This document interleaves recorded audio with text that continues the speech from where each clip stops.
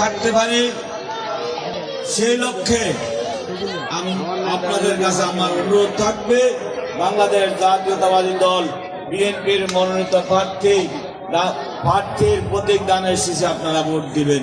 আপনাদের কাছে আমাদের নেতা, আমাদের নেত্রী বেগম খালেদা জিয়ার পক্ষ থেকে ভোট চাইছে, আপনারা আমাদেরকে এবার ভোট দেবেন। আশা করি আপনারা ঠকবেন না, আপনাদেরকে আমরা ঠকাবো না। বাদ দিয়ে দেখেন আমরা আপনাদের পাশে থাকি কিনা। আমি 5 তারিখের পর আপনাদের পাশে থাকার চেষ্টা করি, আপনাদের পাশে থাকবো, এটা আপনাদেরকে আমি নিশ্চিত করে বলতে পারবো। আপনাদের যে কোনো সমস্যা, যে কোনো বিপদ আপদে, যে কোনো প্রয়োজনে আপনারা আমাকে যদি স্মরণ করেন, আমি আপনাদের পাশে দাঁড়াবো। আমি আমার বক্তব্য দীর্ঘায়িত করবো না। আপনাদের সকলের প্রতি আবেদন রাখবো, এবারের নির্বাচনে আপনারা ধানের শীষের প্রতীকে ভোটটা দিয়ে আমাদেরকে জয়যুক্ত করবেন। সবাইকে ধন্যবাদ।